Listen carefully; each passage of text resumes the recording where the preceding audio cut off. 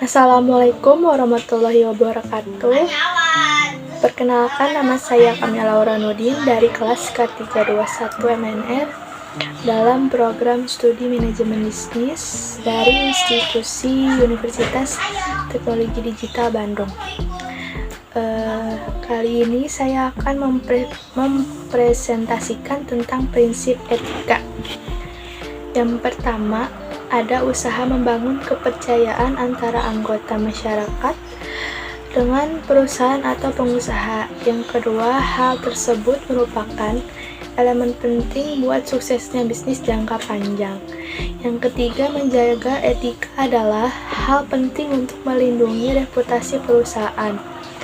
Yang keempat, kejujuran merupakan barang langka dan mata uang yang berlaku di mana-mana. Yang kelima, etika adalah standar perilaku dan nilai-nilai moral menyangkut tindakan yang benar dan salah yang terjadi di dalam lingkungan kerja. Ada perilaku etis sangat penting bagi wirausahaan karena dapat memberikan efek positif sebagai berikut. A. Staf akan meniru perilaku pimpinannya. B. Standar etis akan membentuk kerangka kerja yang positif.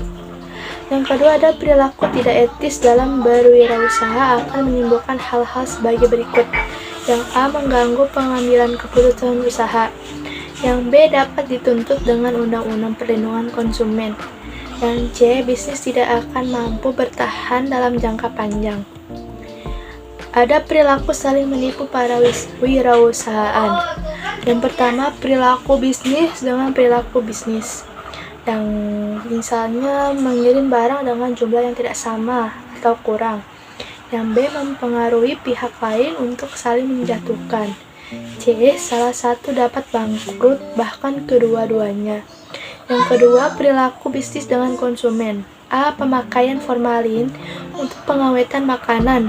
B. Menutupi kualitas barang yang rusak. C. Ingkar janji.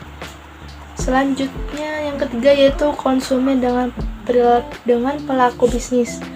A. Membayar dengan menggunakan cek kosong. B. Membayar tagihan lewat rekening yang sudah ditutup. Adapun keuntungan menjaga etika, yaitu jika jujur dalam berbisnis, maka bisnisnya akan maju. Yang kedua, timbulnya kepercayaan, kemajuan terjaga jika perilaku etis terjaga. Yang keempat, perolehan laba akan meningkat. Yang terakhir, bisnis akan terjaga eksistensi dan kesinambungannya.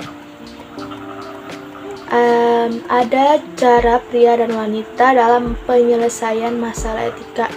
Dalam pria itu sendiri, yang pertama lebih memperhatikan masalah hak. Yang kedua, menanyakan siapa yang benar. Yang ketiga, membuat keputusan berdasarkan nilai. Yang keempat, keputusan bersifat tidak mendua. Yang kelima, mencari solusi yang objektif dan stabil dan adil. Yang keenam, berpegang pada peraturan. Yang ketujuh, dituntun oleh logika. Yang terakhir, menerima otoritas. Adapun cara penyelesaian dengan wanita. Yang pertama, lebih memperhatikan perasaan. Yang kedua, menanyakan siapa yang akan tersinggung. Yang ketiga, menghindari keputusan. Yang keempat, memilih untuk berkompromi. Yang kelima, mencari solusi untuk meminimalkan yang tersinggung. Yang keenam, berpegang pada komunikasi. Yang ketujuh, dituntun oleh emosi.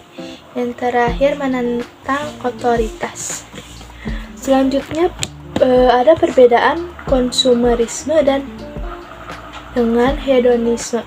Konsumerisme itu menghamburkan uang untuk membeli segala macam barang. Yang kedua, paham berasrat konsumsi yang lebih tinggi. Kalau hedonisme suka membeli barang-barang yang mewah. Yang kedua, paham untuk mencari kesenangan mata-mata. Ada etika, merupakan ajaran yang membahas kebaikan dan keburukan berdasarkan ukuran akal. Moral merupakan ajaran yang membahas kebaikan dan keburukan berdasarkan ukuran tradisi yang berlaku dan berkembang dalam suatu masyarakat tertentu. Akhlak merupakan ajaran yang membahas kebaikan dan keburukan berdasarkan ukuran ajaran agama.